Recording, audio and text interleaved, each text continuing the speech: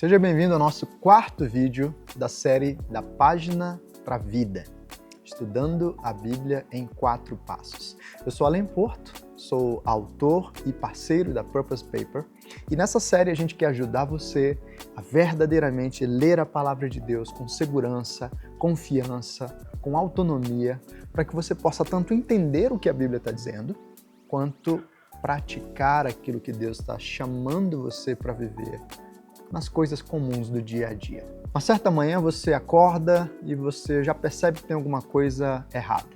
Você não está se sentindo muito bem. Ao longo do dia vai piorando. Você sente um desconforto, um mal-estar, talvez até mesmo uma febre, e você decide que ir ao médico é uma boa opção. Você chega lá diante do médico, o médico faz aquela anamnese, faz aquelas perguntas fundamentais. O médico até faz alguns exames e ele chega a um diagnóstico. Você foi até o médico, isso é atenção. O médico examinou você, isso é avaliação. E agora o médico passa para você alguns remédios. Ele prepara uma receita e dá na sua mão para que você possa, ao sair dali, começar a praticar, tomar os remédios e fazer aquilo que o médico disse para você fazer. Mas então, logo que você sai da clínica ou do hospital, a primeira coisa que você faz é amassar aquela receita e jogar no lixo. Será que isso faz algum sentido? Bem, certamente que não. Mas por que muitas vezes, quando a gente lê a palavra de Deus, essa é exatamente a postura que a gente toma? A gente até dedica alguma atenção. A gente até, às vezes, se percebe avaliado, desnudado pelo texto bíblico. Mas na hora de colocar em prática aquilo que Deus nos diz para fazer, a gente simplesmente ignora. De fato, algumas pessoas vivem de reclamar da sua espiritualidade, da sua caminhada com Deus, mas nunca fazem efetivamente nada que possa transformar a sua situação. É preciso, então, que além de ter uma atmosfera ajustada, além de ter a atenção na qual eu leio o texto, além de ter uma avaliação na qual o texto me lê, nós tenhamos o 4A de aplicação, em que nós verdadeiramente praticamos aquilo que Deus nos chama para praticar. Lembra do seguinte, o John Mark Comer, no livro Praticando o Caminho, nos diz que todo mundo é discípulo. Todo mundo é discípulo de alguém, todo mundo é discípulo de alguma coisa. A questão fundamental para a gente entender é de quem nós somos discípulos. Alguns estão praticando um caminho que os leva para outro lugar que não o caminho que o Senhor nos tem levado. Outros estão entendendo o que significa viver como aprendiz ou como discípulo de Jesus e desejam verdadeiramente trilhar esse caminho. Não é possível ser discípulo de Jesus, ser um aprendiz de Jesus, sem que nós verdadeiramente estejamos empenhados em aplicar a palavra de Jesus. Esse é o 4A, é isso que a gente vai observar nesse vídeo. Então a gente está falando sobre aplicação. Você já leu o texto já leu você, e é muito bom, é muito confortável, vamos dizer assim, quando você consegue ler o seu texto bíblico com um cafezinho ou um chazinho na mão, na sua poltrona preferida, lá na sala da sua casa, em um ambiente silencioso. É maravilhoso fazer isso.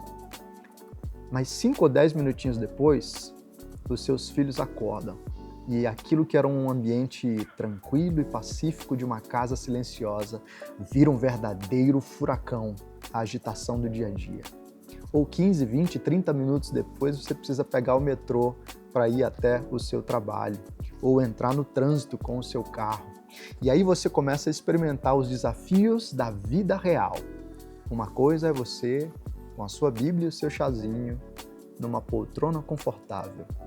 Outra coisa é você, no meio da selva de pedra da cidade em que você vive, tendo os desafios reais para viver a caminhada com Deus no meio do ambiente tenso. A vida cristã é vivida lá fora. E por isso eu e você precisamos nos alimentar da palavra de Deus, mas precisamos carregar alguns aspectos para serem verdadeiramente aplicados e praticados enquanto nós seguimos o caminho no meio do mundo. É sobre isso que trata o quarto A, o A da aplicação.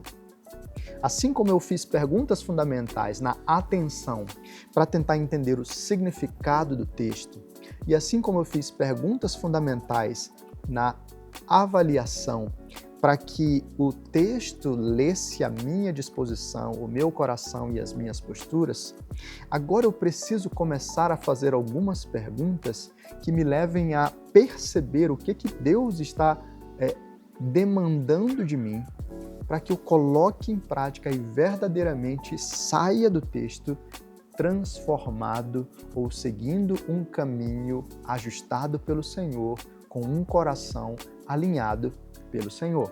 Então, algumas coisas são fundamentais. Se você quer começar, primeiro acalmando o seu coração, um dos aspectos fundamentais de aplicação é perguntar para o texto: o que Deus promete para mim? Isso pode ser importante, porque isso pode trazer um pouco mais de tranquilidade. Mas também você precisa perguntar: o que Deus pede de mim?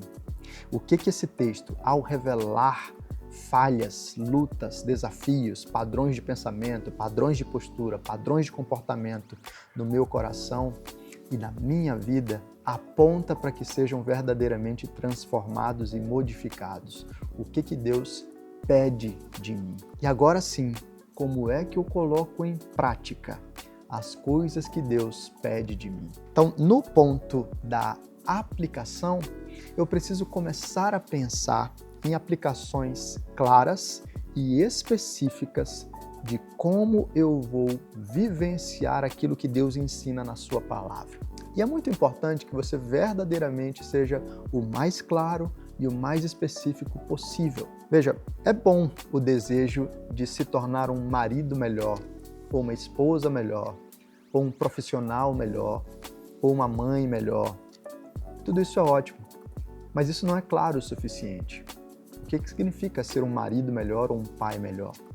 É verdade que na Escritura você vai encontrar Deus pedindo, Deus demandando de nós que sejamos pessoas melhores. Mas isso não é muito específico. E, de novo, quanto menos claro, quanto mais confuso, tanto mais nós ficaremos desanimados para colocar as coisas em prática. Então, em vez de colocar "eu quero ser um marido melhor", talvez você possa pensar em uma aplicação específica que diz: a Bíblia me ensina e Deus demanda de mim que eu seja um marido melhor, criticando menos a minha esposa e elogiando-a e encorajando-a mais. Você pode pensar em aplicações específicas que dizem: eu quero ser um estudante melhor, organizando melhor o meu tempo para que eu possa honrar a Deus com a dedicação e excelência nos meus estudos. Enfim, o ponto agora fundamental na aplicação é eu começar a pensar nas formas claras, específicas e concretas pelas quais a verdade de Deus anunciada na palavra será vivenciada por mim no dia a dia. E aqui é importante você entender que isso demanda um passo a passo mesmo. A gente nunca consegue viver a totalidade da Escritura em um momento só. E você não vai se tornar um santo ou um super crente do dia para a noite. É preciso que você tenha um passo e depois outro passo e depois outro passo. E é nesse exercício de passos concretos que nós vamos cultivando os hábitos, as rotinas e os aspectos fundamentais que vão transformar o nosso caráter, as nossas posturas, os nossos pensamentos e nos tornar mais semelhantes ao Senhor Jesus. Por isso, no ponto da aplicação, você precisa fazer essas perguntas. Mas além de fazer essas perguntas, é importante que você pegue o seu caderninho e, além das perguntas, que você anote as suas resoluções. Então comece a fazer resoluções concretas. A partir de hoje, eu vou reclamar menos e agradecer mais. Aliás, talvez você já conheça o caderno de gratidão lançado pela Purpose Paper. Esse é um exercício muito prático e muito concreto para que você possa verdadeiramente dar graças ao seu bom Deus, como diz aqui a capa. O Journal de Gratidão vai trazer para vocês ferramentas reais, concretas e específicas para que todos os dias você possa alimentar o seu coração com gratidão, o que vai combater a murmuração, a reclamação, o que vai voltar os seus olhos para aquilo que Deus tem feito, para aquilo que você tem e não para aquilo que está faltando, e pode redirecionar todo o seu caminho de vida. Exercícios concretos, aplicações concretas, resoluções efetivas. Além de perguntas, além de resoluções, pensar a aplicação também deve envolver estabelecer planos de ação.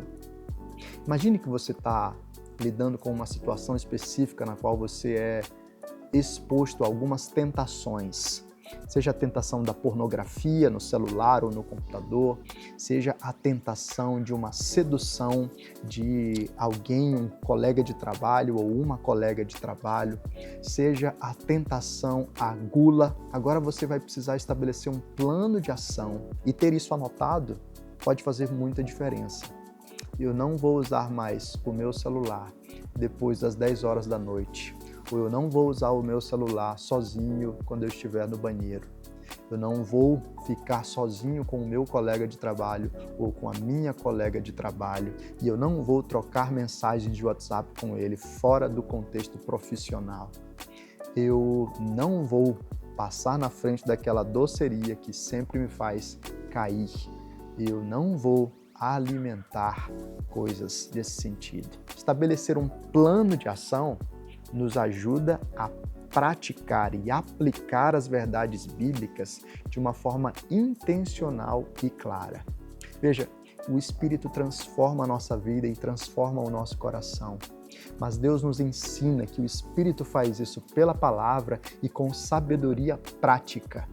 Então, uma das formas pelas quais o Espírito Santo transforma a nossa vida é você verdadeiramente estabelecendo planos de ação intencionais e claros para colocar em prática aquilo que o Espírito fala por meio da palavra de Deus. Atmosfera, atenção, avaliação e aplicação. Vamos colocar em prática isso agora, observando de novo o Salmo 131? Nós já vimos na atenção o significado do texto.